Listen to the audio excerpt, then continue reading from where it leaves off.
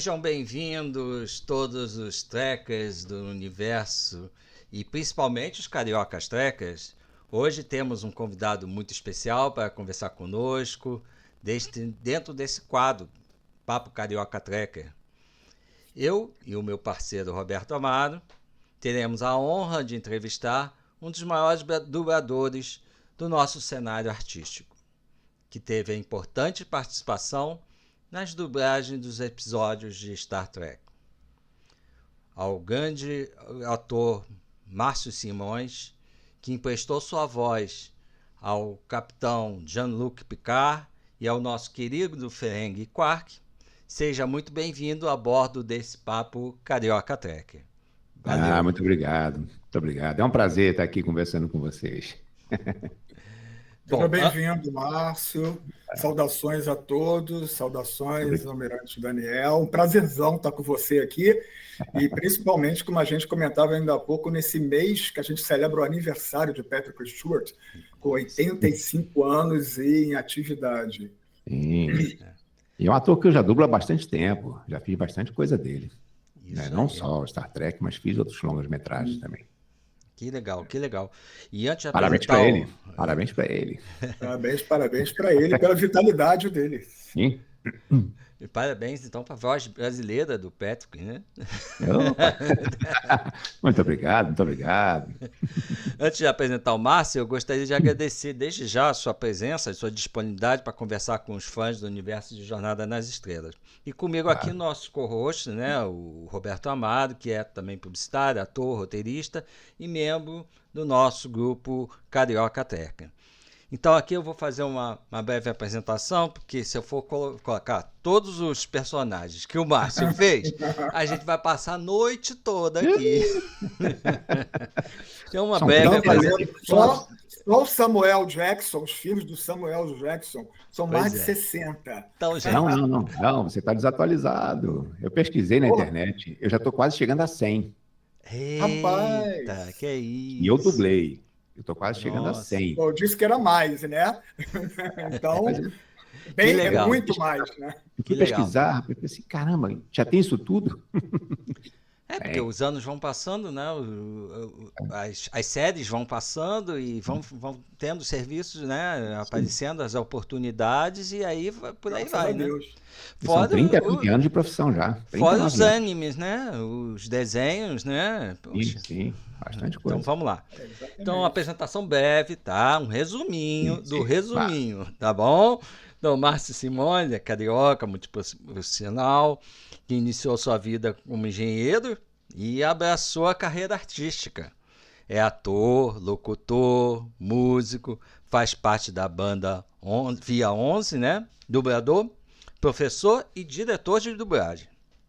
Começou sua carreira de dublagem em 1986, na Herbert Richards, e já trabalhou na maioria dos estúdios de dublagem brasileiros. É famoso por ser o dublador recorrente de Samuel L. Jackson, Will Smith, Alec Baldwin, Patrick Stewart, Richard Emmett, Kevin Spacey, Ralph Fiennes, Dan Groove, Bill Burry, Larry Fitzgerald e Wesley Snipes. Já dublou animes e desenhos animados e é conhecido também por dublar o Patolino, o Frajola em Looney Tunes. O gênio da animação de Aladdin na voz original de Robin Williams e também no live action no papel interpretado pelo Will Smith. Além de dublar personagens de séries de televisão. Então, particularmente no nosso universo de Jornada nas Estrelas, o Márcio Simões fez a versão brasileira do capitão Jean-Luc Picard, interpretado pelo ator Patrick Stewart, e em Jornada nas Estrelas, a nova geração, como você já falou, em filmes e também na série, nos episódios da série.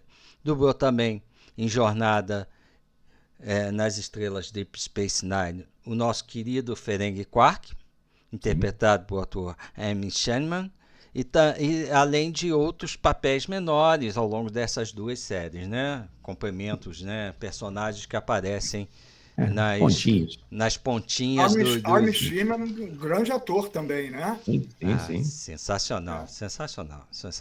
Então, vou pedir para o meu parceiro começar com as nossas queridas perguntinhas. Vai, Roberto. Claro. Bola contigo. Para começar assim, Márcio, você iniciou a sua carreira como engenheiro e fez uma transição para o mundo artístico, passando até pela música. Sim. A gente queria saber como é que você chegou a esse universo de dublagem.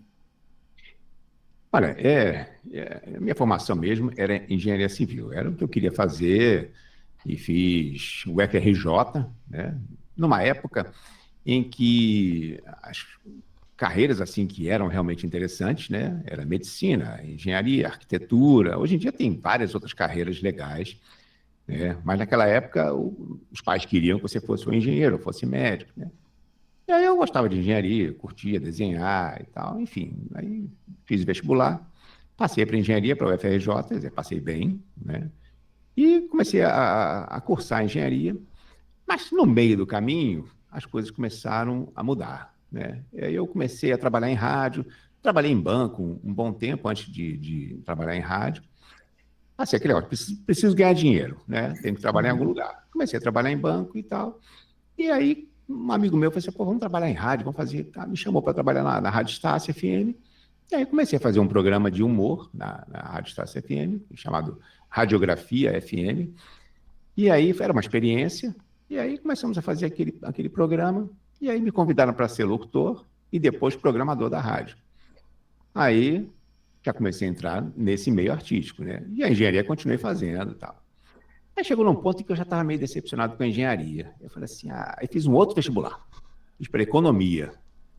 Aí passei para o UERJ e continuei trabalhando no banco. Trabalhava no banco ainda de noite. E aí, assim, claro que não ia conseguir conciliar tudo, né? A UFRJ era o dia inteiro, a economia era de noite, trabalhava também de noite, enfim, não ia dar certo. Mas já estava começando a trabalhar em rádio, e aí montei uma banda, pessoal, de adolescente. Aí me chamou, vamos montar uma banda? Eu gostava de tocar violão, tocava guitarra. Aí, enfim, conhecemos um vocalista, e o cara tinha dinheiro, aí começou a investir, enfim. Gravamos até um LP, na banda Via 11, gravamos um LP pela Som Livre, e, enfim, não deu em nada. Ou seja, a sua porta de entrada foi o rádio, então, né? Sim, rádio foi. E aí, quando eu comecei Também a fazer com essa voz, né? Essa voz Rádio Roquete Pinto, fiz Rádio Globo FM. Mas quando eu comecei a fazer Rádio Estácio FM, aí eu vi o anúncio do curso do da Mata. Curso de dublagem com o Newton da Mata. Aí eu falei assim, caramba, dublagem, cara, acho que é isso que eu quero fazer.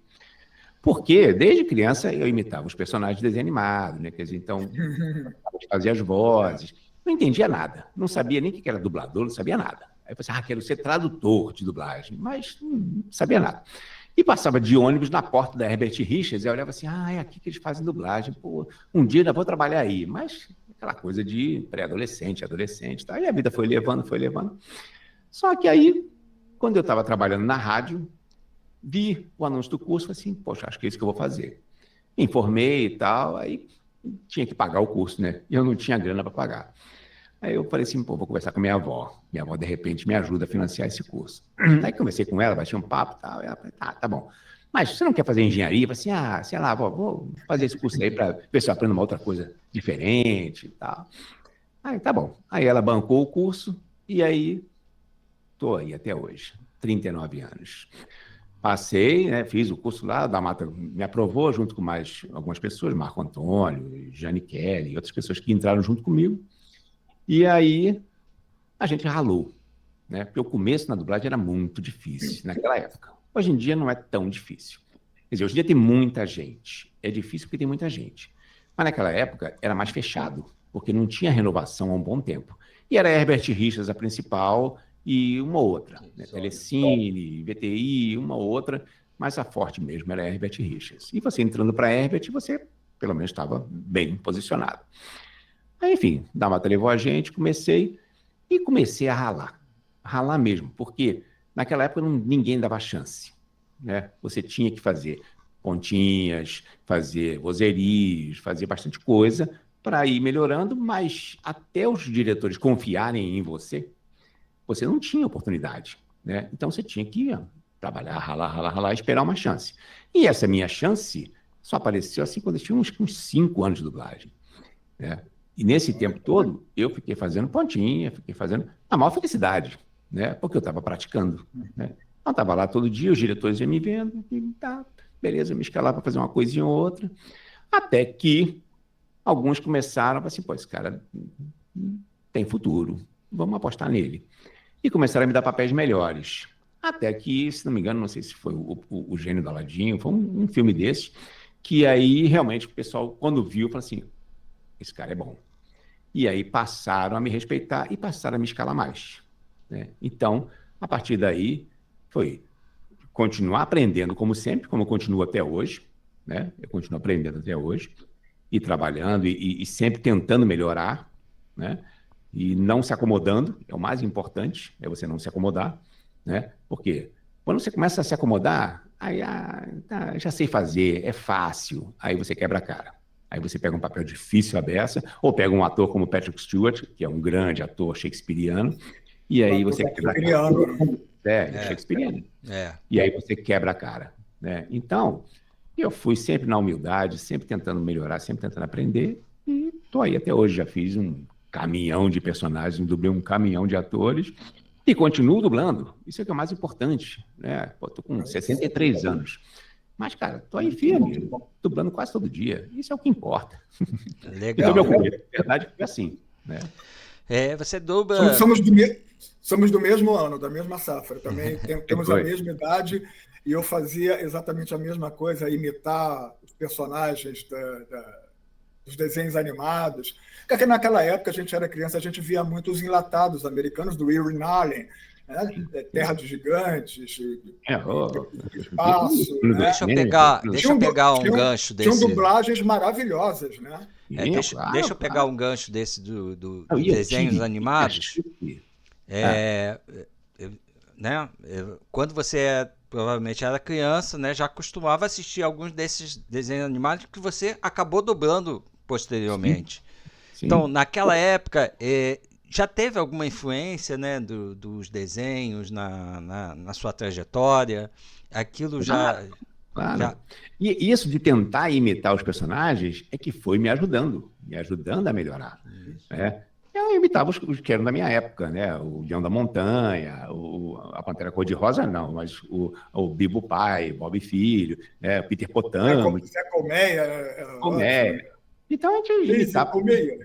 E eu assistia os desenhos mais underground, porque tinha os desenhos do Capitão Furacão, né? E do Capitão Asa, posteriormente. Capitão Asa. Mas tinha, na minha época, tinha a TV Excelsior, tinha a TV Rio. Então, emissoras que acabaram não vingando, mas que passavam os outros desenhos muito legais, né? Fora do mainstream, né? Dos desenhos mais conhecidos. E, cara, tinha cada desenho maravilhoso. Pô, era aquela da Cobrinha Azul. Pô, era muito bom, cara. Lembra da Cobrinha Azul? Muito desenho engraçado. Tinha o Tamanduá também. Tinha o Tamanduá, engraçadíssimo aqui. Maravilhoso.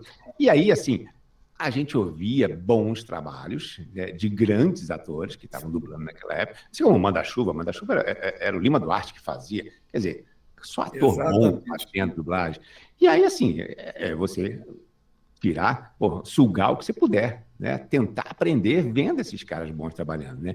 E aí eu via o trabalho deles nos desenhos animados, tentava imitar e, claro, aos pouquinhos já estava criando o meu próprio estilo de fazer, né? E convivia com grandes dubladores, com grandes atores, dublando, coisa que hoje em dia, infelizmente, não acontece mais. As pessoas quase não se encontram mais. Mas naquela época, você dublava junto, então a gente estava ali. Eu estava ali com o Drummond, estava ali com o Garcia Neto, estava ali com um montão de gente maravilhosa.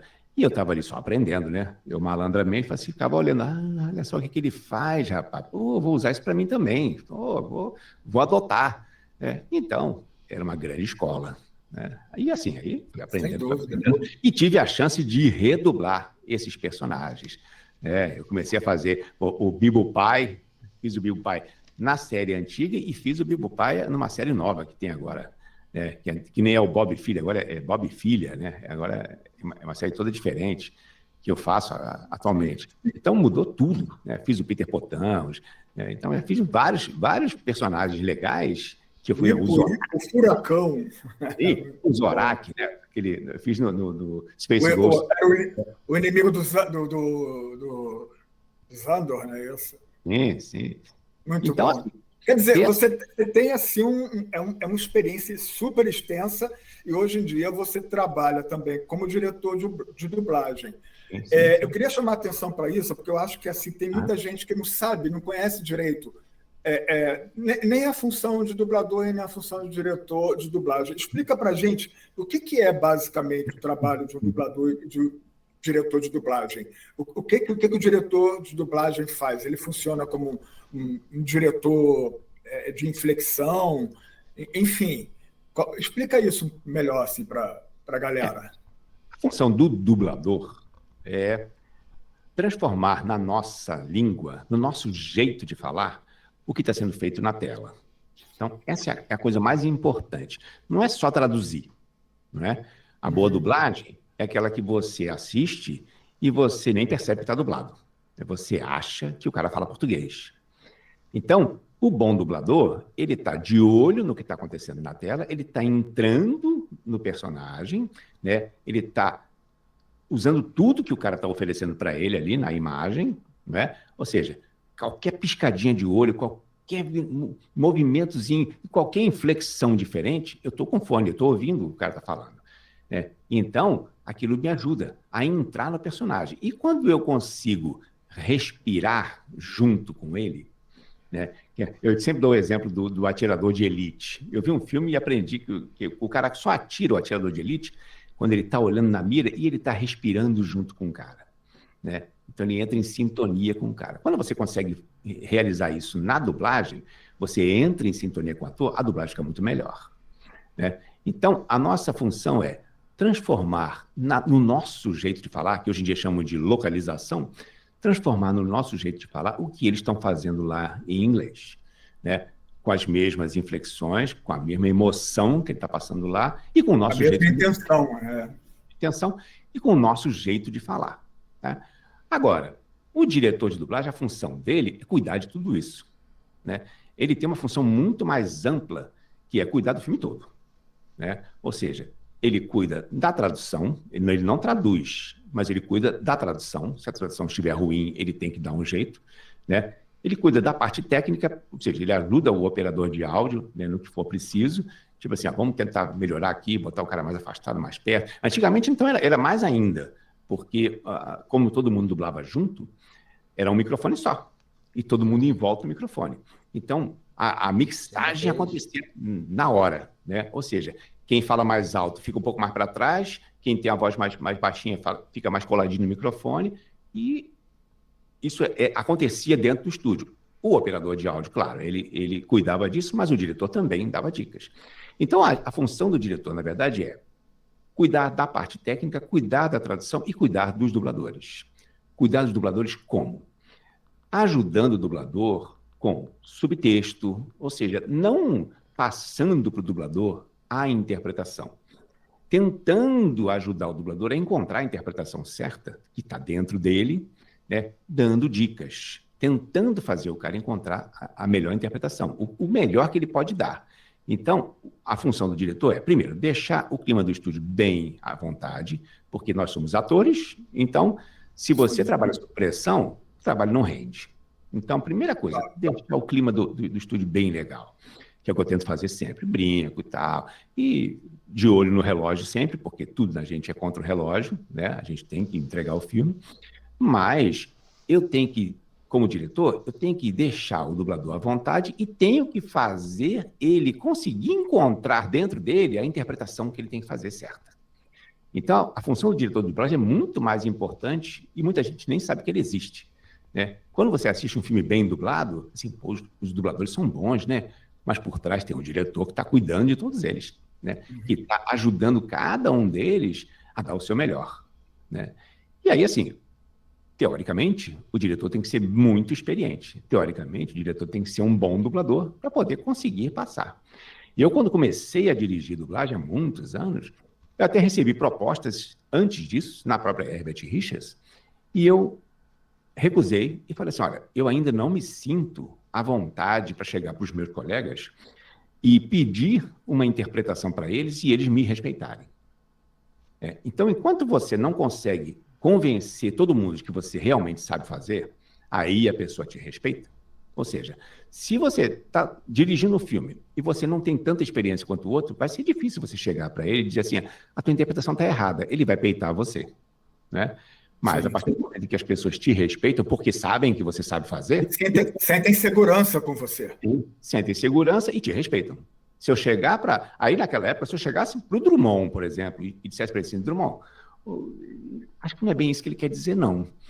Você não acha que é isso assim, mesmo assim, com toda a filosofia... Chegar para o Drummond, faz o Scooby-Doo de outro jeito, não é isso, não. Não dá para chegar com o pé no peito nunca, né?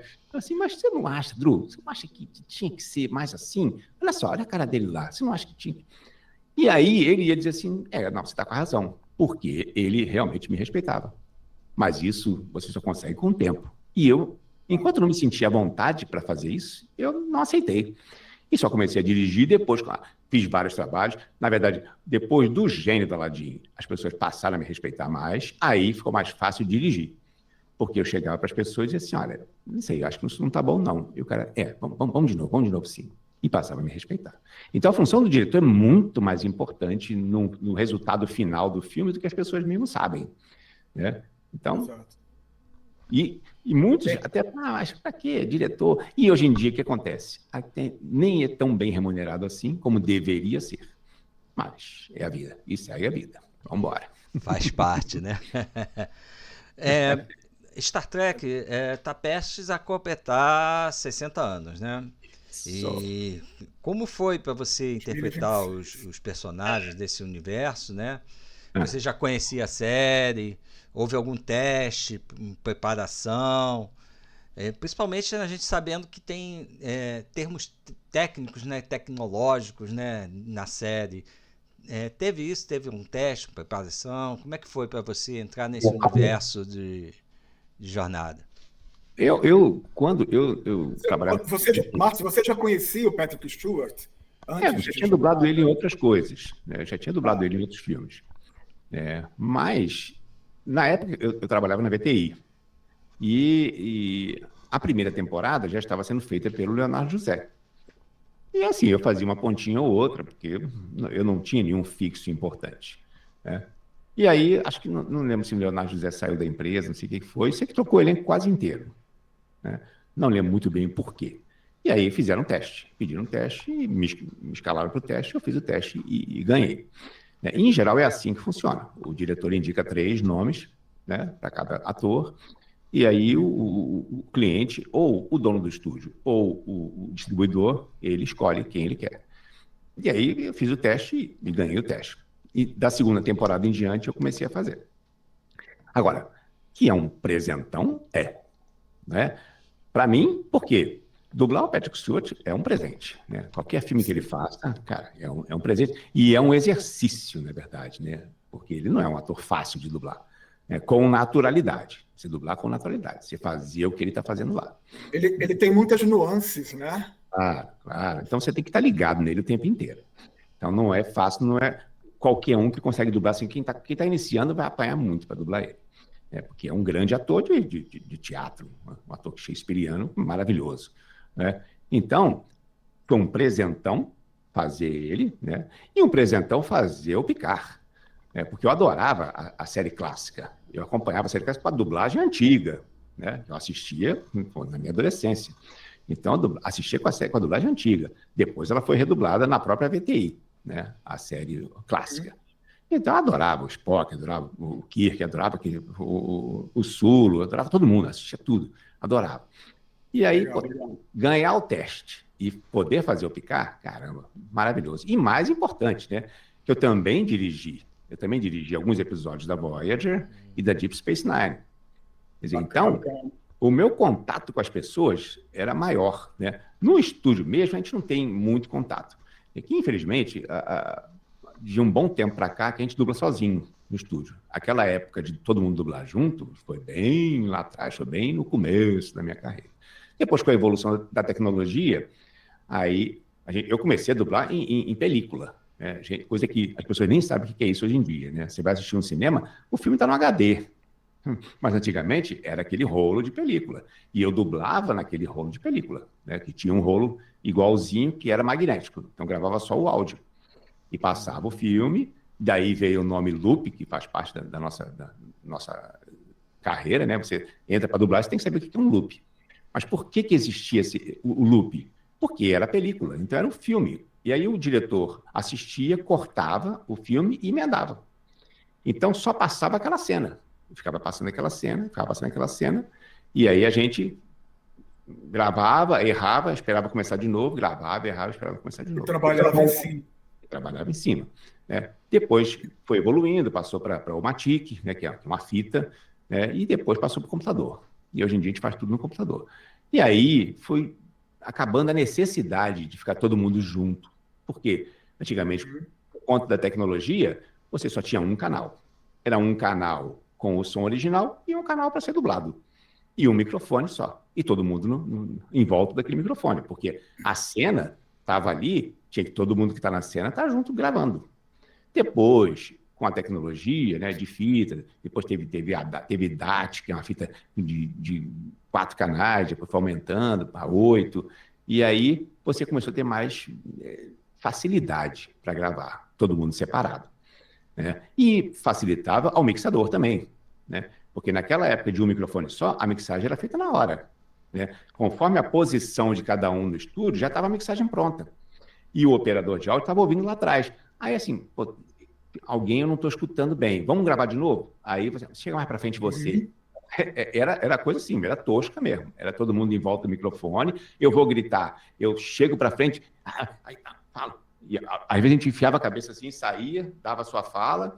Né? Hoje em dia não. Hoje em dia você tem quantos canais você quiser abrir, você abre. Então você grava todo mundo separado, facilita o mixador, o trabalho, o resultado final fica melhor. Mas em compensação, a gente perde aquela coisa que era legal, todo mundo junto. O fator humano. Pois é. O fator humano. É isso que eu ia te perguntar agora, que a nova geração teve várias temporadas, e você dublou várias temporadas. Então você teve contato com os outros dubladores durante muito tempo. Claro, né? Claro. Mas desse jeito que eu estou te falando. A gente, na verdade, de muitos anos para cá, a gente convive com o diretor e com o operador de áudio, só. Não tem aquela coisa de contracenar. Né, de você estar com o teu colega do lado ali e você faz uma cena batendo o texto com ele. Não tem mais isso. Já há muito tempo que não tem. E assim, a gente acaba se acostumando, vai se adaptando. Hoje em dia eu consigo fazer imaginando que tem alguém do meu lado conversando comigo. Né? Eu vou dar a inflexão certa, como se eu estivesse batendo papo. Pô, nós fizemos Tartaruga Ninja na época, né? Todo mundo fazia junto. A gente inventava o texto todo. Né? Ninguém lia o que estava escrito ali. A gente inventava tudo. E aí, como todo mundo estava em cena. Sério, acontece de botar caco? Assim, hoje em dia está mais difícil. Hoje está mais difícil hoje. Tartaruga Ninja era só caco. Porque o texto era sem graça. As situações eram sem graça. Né? E aí a gente começou a botar... Aquele humor americano, né? Aí a gente começou a falar da Xuxa, falar do Faustão, falar das coisas que estavam acontecendo na época. Pronto, as crianças se identificaram. Ótimo. Sim. Hoje em dia não, hoje em dia está mais restrito, você já não pode mudar tanto. Né? Já vem meio aprovado, assim, mas que era muito melhor, era. E aí, assim, no caso do Star Trek, a gente acaba encontrando com as pessoas no pátio, na entrada da empresa. Né? Então, a gente tinha um convívio, sim, mas não mais dentro do estúdio como era antigamente. E mesmo assim, o resultado fica bom. Quando você assiste o filme, não incomoda. A gente acabou se adaptando e fazendo isso. Eu acho formidável. E outra parte interessante, até uma coisa que você falou aí dos termos, né? A sorte é que nós tínhamos bons tradutores e tradutores trackers. Então, eles entendiam tudo, né? E aí, assim, sabiam da série, sabiam dos termos aqui, fala dos Klingons, todos aqueles termos, sabiam tudo, né? Sabiam tudo. E aí, ficava mais fácil, né, para a gente dublar. Mesmo assim, como eu já conhecia a série, já gostava da série clássica, não era tão difícil para mim fazer parte daquele universo ali, entender o que estava sendo dito. Mas para uma pessoa que não conhecesse a série, talvez tivesse mais dificuldade. Mas, como tinha uma revisão muito bem feita pelos tradutores, então estava sempre fiel ao que os trackers realmente gostavam, né, da série, que eram os termos técnicos que fazem a alma dessa série, né? Isso aí. Você dublou vários personagens distintos, em séries distintas também, diversas, né? Nós sabemos que eles apareceram até em mesmos episódios, né? Mas já aconteceu de você ter que interpretar 2 ao mesmo tempo, ou seja, né, fazer a voz de um, depois fazer a voz do outro? No caso do Star Trek, porque eram séries diferentes, né? A nova geração se passava numa época diferente das outras. Então, o Picard não contracenava com o Quark, por exemplo. Não acontecia isso. Mas acontecia da gente dublar, às vezes, no mesmo dia, né? Tá fazendo uma série, tá fazendo a outra. E aí sair de um estúdio, depois ir para outro e fazer o outro personagem. Então, a gente acaba desenvolvendo uma coisa de olhar para o personagem e falar assim, caramba, peraí, o que eu tenho que fazer nele? Né? Mesma coisa, tá lá atrás, olha o Stitch lá atrás. Eu fiquei anos sem fazer ele, mas agora que veio o live action, eu tive que relembrar. E aí, na mesma hora, você volta e recupera o jeito de fazer, né? Então, por exemplo, o Frajola e o Patolino, teve época de fazer os dois ao mesmo tempo. Né? Aí, o certo ideal por exemplo, o gênio do Aladim. Eu fiz vários personagens. E na época, como eu fazia? Ele emendava um no outro, e eu pulava um. Para mim ficava mais fácil. Eu fazia um, pulava um, fazia outro, pulava um, fazia outro, depois vinha preenchendo os buracos. Porque você mudar na tua cabeça de um personagem de uma voz para outra, dá trabalho, né? Dependendo. O Frajola e o Patolino não tanto, porque eu já estava acostumado, né? Então, eles não são tão diferentes. Os dois falam cuspindo, né? Então, dava para fazer. A personalidade é diferente, mas os dois falam cuspindo. Então, eu vou pegar esse passarinho, desprezível. Então, era fácil mudar de um para o outro, mas alguns são muito difíceis, né? Então, acontecia da gente estar, né, às vezes no mesmo dia, dublando episódios de séries diferentes. Mas no Star Trek não acontecia de eu fazer o Picard e o Quark. Apesar de que, se fosse, também não era tão impossível, né? Porque o Picard era a minha voz normal e o Quark, era mais um tipinho, né? Então, é fácil você, na hora que você mudar, você faz a tua voz normal e muda para um tipo.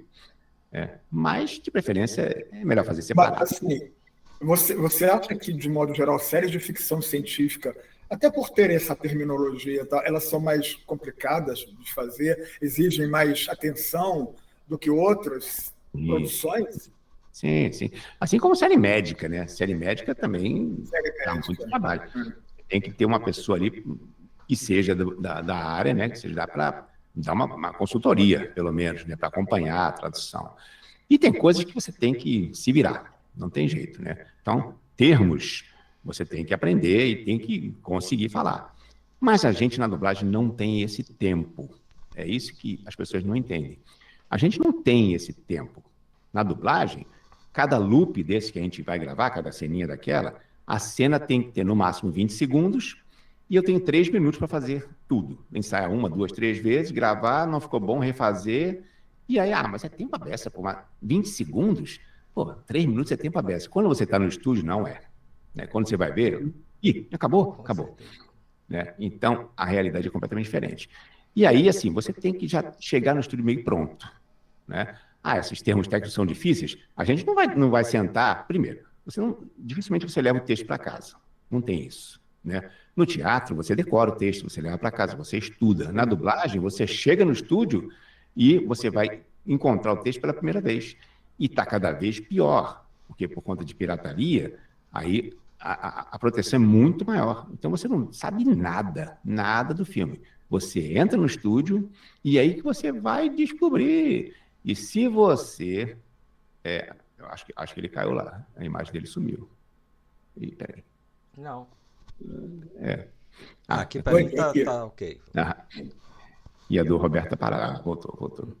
Então, você tem que você tem que se virar, você tem que aprender sozinho. Você não tem como chegar e, vou levar o texto para casa, vou levar o filme para casa para assistir. Isso não existe, né? Cada vez está mais difícil. Os filmes que são lançamentos, você entra no estúdio, o diretor é obrigado a estar com o notebook dele, com a câmera funcionando, tem câmera dentro dos estúdios, você não pode mais entrar com celular, né, por causa de pirataria, né, para não vazar. E aí, assim, o diretor está dirigindo, bateram na porta e abriram a porta, qualquer um que entre que não seja do esquema, o vídeo é cortado na mesma hora.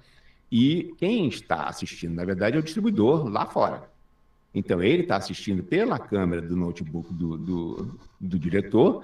Qualquer coisa estranha que aconteça no estúdio, ele manda parar o filme, né? Para não ter vazamento, para não ter nada. Então, hoje em dia está cada vez mais difícil você chegar no estúdio. Se é um diretor, né, que curte a série, né? Eu gostava muito da série, então, assim, aqueles termos para mim eram moles. Mas eu tinha que conseguir fazer as pessoas falarem aqueles termos complicados, termos técnicos, né, de filme de ficção científica. E aí, assim, alguns tinham dificuldade, mas se você não faz bem feito, você tem um caminhão de trekkers contra você, né? Assim como eu. O Daniel vai fazer uma pergunta sobre isso agora, inclusive, essa relação.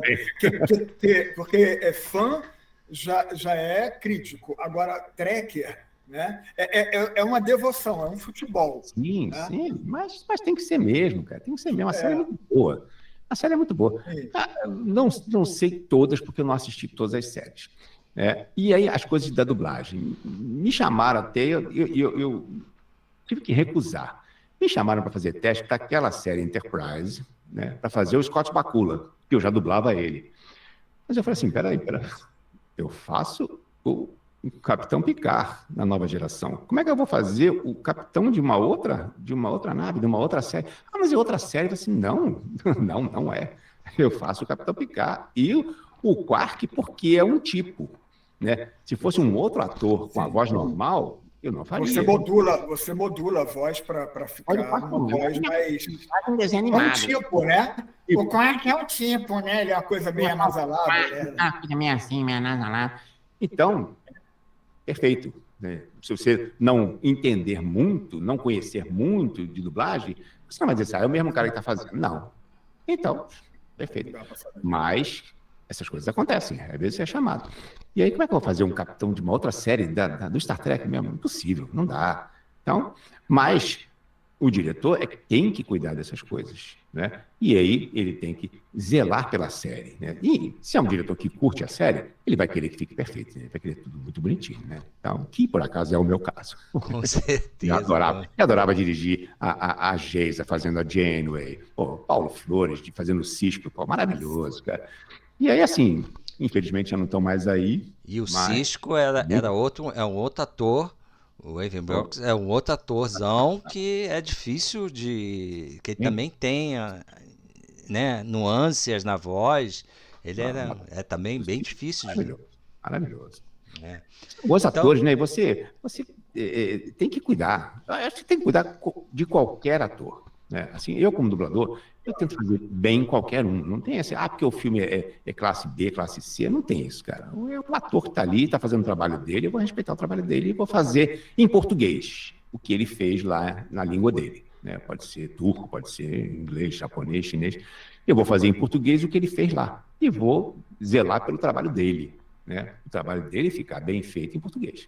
Então, essa é a mentalidade que deveria ser de todo mundo. Cuidar, não é porque eu gosto do Star Trek, porque o público trekker é exigente. Não, cara. O público tem que ser exigente sempre. Né? Você está ali assistindo, você está pagando para assistir. E essas coisas, muita gente não tem esse cuidado. Tanto é que há troca de vozes de vez em quando. Troca de voz é a pior coisa que tem. E sem explicação, né? Sem explicação. No próprio caso mesmo da nova geração, eu não sei o que aconteceu, mas mudou quase que o elenco inteiro. E aí, assim, a primeira temporada, beleza, ainda não deu para as pessoas se acostumarem, já deu. Você que curte Star Trek, está assistindo, você assiste uma temporada inteira, quando chega na outra temporada, são outras vozes completamente diferentes, eu acho isso meio que um desrespeito. Mas eu não posso reclamar, né? Eu fiquei fazendo o Picard direto. Ganhou de presente, né? Uma coisa acontece no dublagem, por exemplo, o dublador morre. o dublador sai da empresa, ou briga e tem que substituir, não tem jeito, tem que trocar. Né?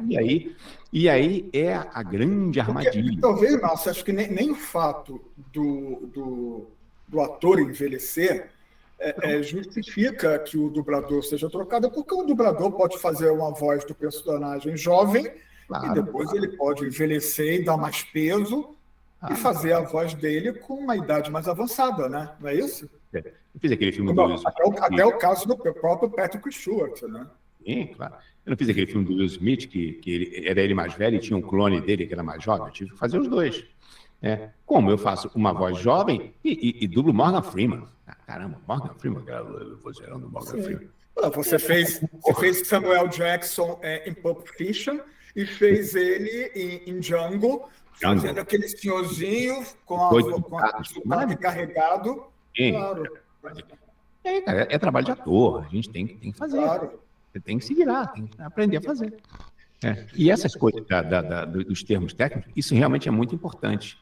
Né? É muito importante. E, graças a Deus, nós tivemos bons tradutores na série. Né? A série realmente, as séries eram muito bem traduzidas. Isso é bom. E essa relação com os fãs, você chegou a ter contato na época e posteriormente? Com as redes sociais, eu demorei muito a entrar nas redes sociais. Né? Minha preocupação era trabalhar. Eu queria trabalhar. E não queria... Eu não gosto de fazer nada pela metade. Aí, assim, entra na rede social, entra no Facebook. Cara, eu não vou ter tempo para me dedicar, então eu prefiro não fazer. Se eu não vou fazer bem feito, eu prefiro não fazer. Né? E aí, eu demorei muito a entrar.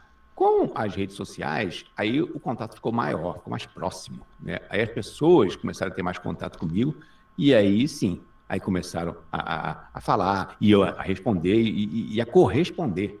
Né? Que antigamente era quando eu entrava numa loja, alguém reconhecia minha voz, era o que acontecia. Né? Então o contato com os fãs de Star Trek nem era tão assim, porque eu quase não estava em rede social. Aí o primeiro grande contato que eu tive, inclusive eu estou aqui com a camisa aqui, ó.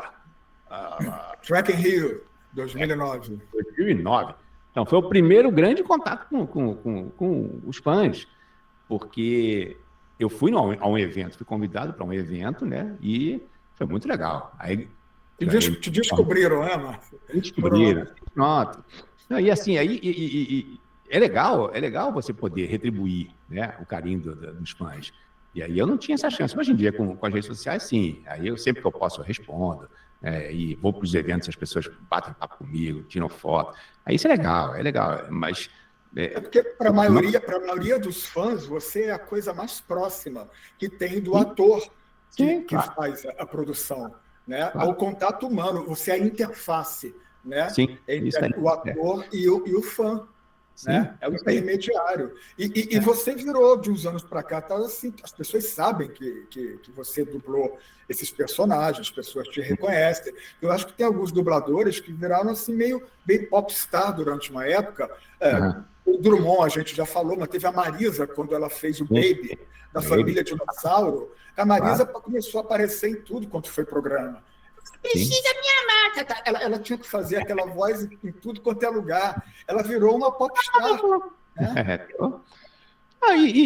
Cara, as pessoas encontram comigo, mas você é o Deus da dublagem. Não, eu não sou nada, cara. Eu quero fazer meu trabalho bem feito. Não, eu só não gosto quando me chamam assim, você é um dos dinossauros da dublagem. Pô, aí eu fiquei velho. Aí eu me senti velho mesmo. Mas é muito legal. Esse carinho dos fãs. Né? Tento retribuir sempre que eu posso, nem qualquer personagem que eu faça, mas no Star Trek principalmente, né? Mas em qualquer personagem que eu faço, eu tento retribuir. Cara, na minha vida sempre foi isso, cara. Seja humilde sempre, né? Seja humilde sempre. Não é porque você chegou lá em cima, que você, é um dos grandes. Não, eu continuo do mesmo jeito, cara. Se eu entro no estúdio e o diretor chega para mim assim, Márcio, vamos de novo? Vamos de novo, vamos. 20 vezes, vamos, até ficar bom. Então, na verdade, na minha cabeça, eu penso assim, eu quero dar o melhor. Né? E o diretor é o cara que assistiu o filme, ele sabe. Deveria saber. Então, ele sabe. E aí, assim, se ele não me pedir uma coisa absurda, né? Tipo, vamos falar isso aqui errado. Não, eu penso, não, então me desculpa, mas não. ou uma coisa que está totalmente fora do que está acontecendo na imagem. Aí eu falei assim, não, me desculpa, mas não. Aí vai piorar o meu trabalho. Já aconteceu, né? Uma vez, quando eu fiz o Homem-Aranha, aqui, lá atrás, um dos primeiros Homens-Aranhas, que eu fiz o Homem-Areia, aí uma diretora chegou para mim e falou assim, não, Márcio, olha, fala mais baixo, porque ele fala muito baixo, fala mais baixo e tal. E aí, eu estava olhando a imagem e falei assim, mas não é isso que ele está fazendo. Aí eu cheguei para o operador, né? O operador, eu pisquei para ele, ele entendeu. Eu falei assim, olha, vamos botar um praticável aqui, um banquinho para eu subir, e eu vou chegar pertinho do microfone e vou falar, tá? Beleza. Assim, mas fala mais baixo. Eu falei assim, não, olha só. Aí você está estragando o meu trabalho, né? Porque não é isso que ele está fazendo lá. Né? Você está pedindo uma coisa que está fora da imagem. Não é isso que ele está fazendo lá. Então, me desculpe, mas não vou fazer, não. Então, ou você chama outra pessoa, ou a gente vai fazer o que está na imagem, porque eu não vou deixar estragar meu trabalho nunca. Aí, enfim, aí aceitaram, né?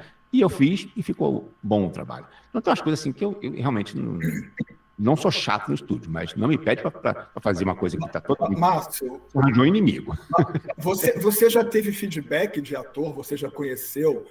Eu estava me lembrando, você falou em dinossauro, eu lembro que na década de 70, que tinha a série Perdidos no Espaço, o Jonathan Harris, que fazia o Dr. Smith, ele veio ao Brasil e ele conheceu o Borges de Barros, que era um cara de maior talento, que todo mundo comentava a versão dele, que era a melhor do mundo, tal, e ele foi elogiado pelo Jonathan Harris, né, pela dublagem dele. Você já teve algum contato, alguma experiência com atores assim? Rapaz, você acredita que não?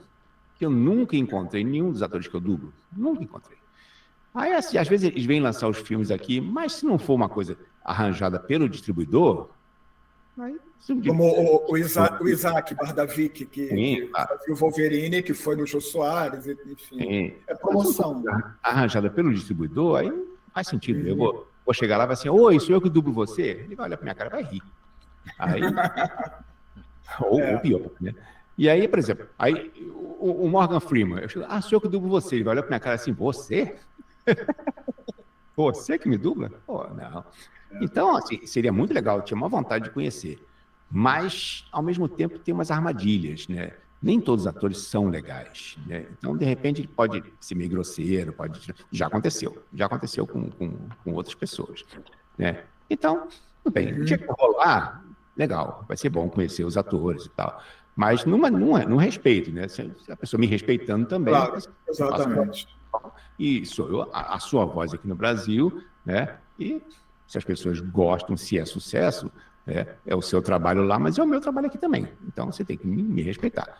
Então, eu fico meio assim, temeroso de acontecer um dia de ir num encontro desse e não encontrar um cara muito, muito bacana. Aí, tá bom, tô satisfeito assim. Se acontecer, que seja uma experiência maravilhosa. Uma experiência legal. Mas não você forçar, você ir atrás. Eu não vou. Se algum dia me chamarem, Márcio, quer conhecer o ator? Pô, o distribuidor chamou, vai marcar um encontro. Aí, beleza, eu vou. Acho que agora teve o negócio do Dragão, que o Mauro Ramos teve lá com o pessoal conhecendo o ator que ele dubla. Então, foi legal. Aí, assim, é bacana.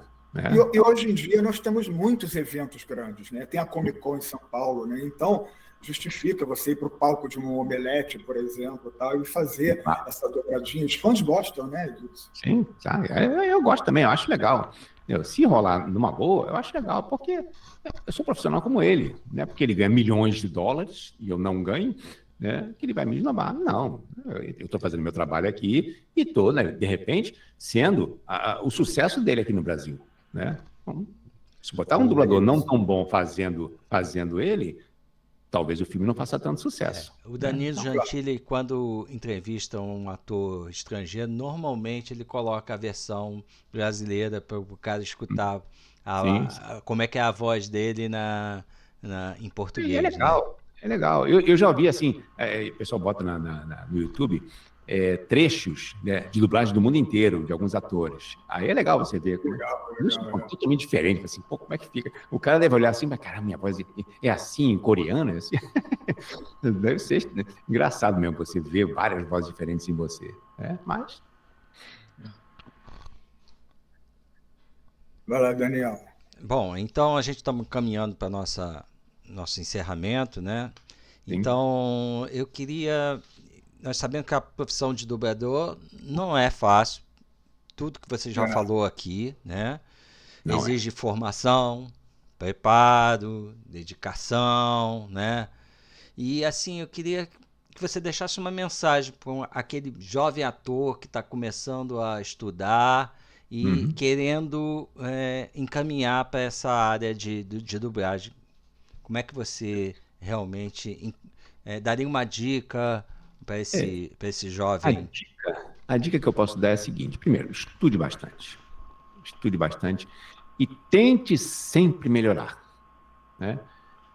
Perseverança, fundamental. Não desistir nunca, porque você vai encontrar um monte de obstáculo, isso faz parte, né? Você vai encontrar um monte de coisa que vai te fazer desistir, mas não desista, né? Eu não desisti e estou aí até hoje. Né? Você acha que foi fácil? Aquele meu início não foi fácil, né? Você vê as pessoas, dublando, dublando, dublando, você vai lá, senhor, faz aquele homem 5 ali. Tá bom. Aí você chega lá, bom dia. Tá, obrigado, tchau. Aí, caramba, esperei o dia inteiro para falar bom dia e vou embora.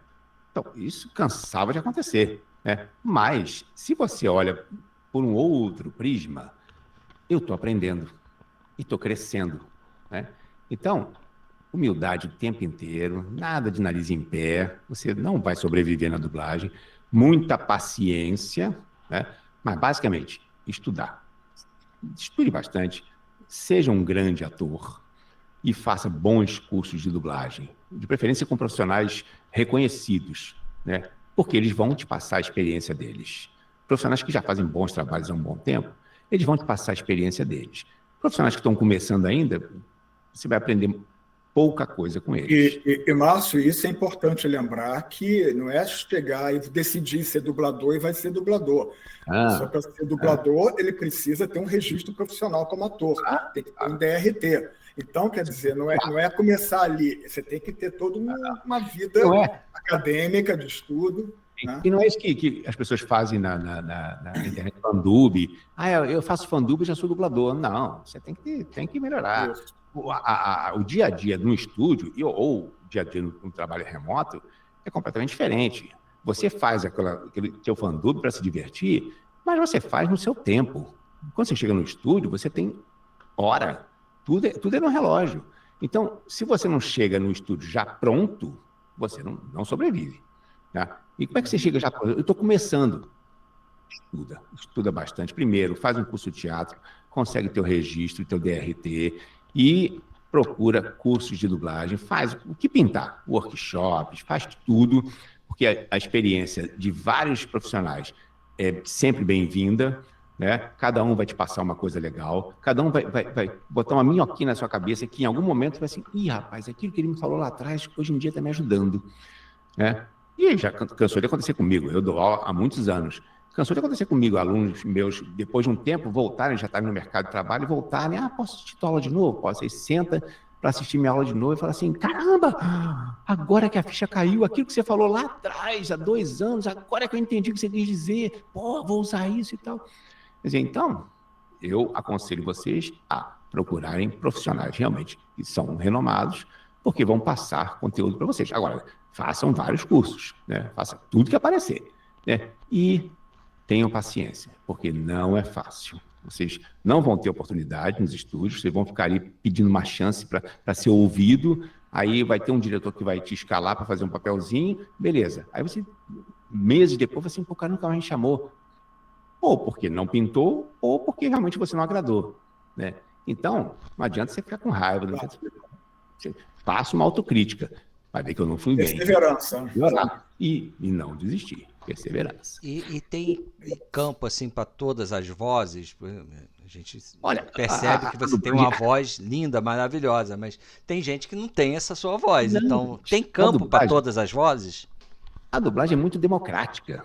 Não tem voz feia na dublagem, né? Tem a voz que encaixa com o personagem. Então, hoje em dia, nós temos pouquíssimas vozes de pessoas mais idosas, né? Porque não tem uma renovação assim, não tem tantos atores. Aí começam os atores que não são tão idosos a fazer uma voz mais pesada para poder suprir, né? Então, isso acontece muito, né? E a gente, na verdade, tem o próprio Campamille, que está fazendo atualmente, fez agora o Picard, que tem 85 anos. Né? Sim. Não, mas tem gente que com 85 anos tem uma voz jovem. E é interessante. E consegue fazer uma voz mais idosa, mas tem uma voz jovem. Então, isso é muito bacana, você poder contar com isso, mas saber que na dublagem não tem voz feia. E tem aquelas coisas que são os estereótipos, né? Você ouve uma voz linda, maravilhosa, eu quero conhecer esse dublador, que esse cara deve ser lindo, quero conhecer essa dubladora, que deve ser maravilhosa, e não é. A voz não tem nada a ver. Né? Assim como hoje em dia tem algumas questões, né? Como se voz tivesse cor, mas voz não tem cor, né? Então, se não fosse assim, eu não teria dublado tantos atores negros, né? E tem a ver alguma coisa? Não tem a ver. Não tem cor, voz. Tem a voz combinar com o ator que você está fazendo. Se não combinar, você pode fazer o que você quiser, né? Você pode se esforçar, você pode interpretar maravilhosamente bem, mas parece que a voz está descolada, porque a sua voz não combina com o ator. Então, é uma das funções do diretor de dublagem, é escolher bem as vozes. E ter na cabeça as vozes de todos os dubladores. Porque ele tem que olhar para o ator quando ele está marcando o filme, quando ele está assistindo, assim, caramba, quem vai fazer esse cara bem? E tem que lembrar de uns 2 ou 3, pelo menos. E tem que ter a voz na cabeça e saber o que o cara rende.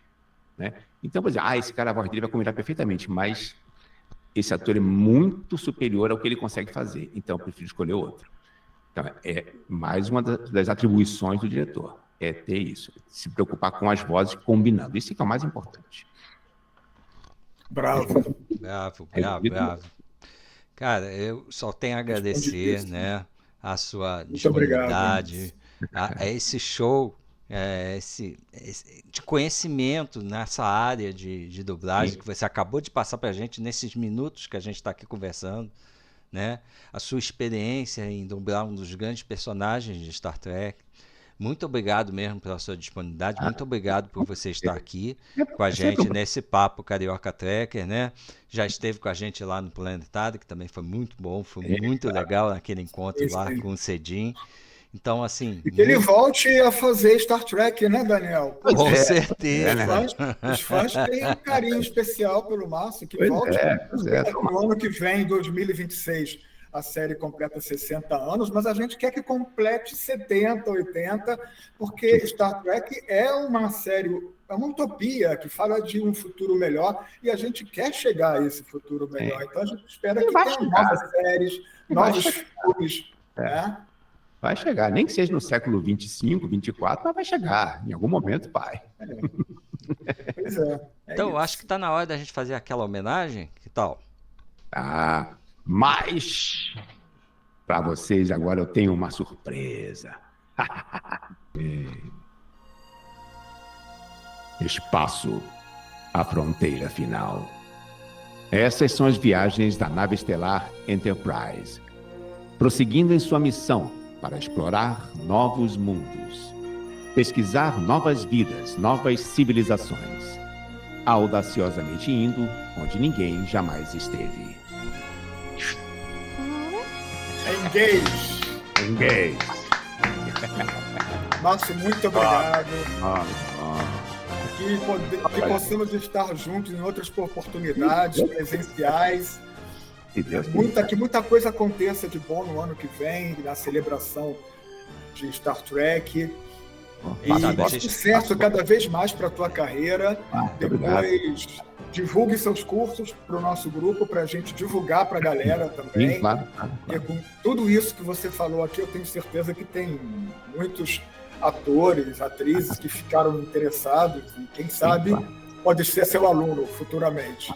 Tomara. Márcio, muito obrigado mesmo. E uma vida longa e próspera para todos nós. Vida longa e próspera. Isso.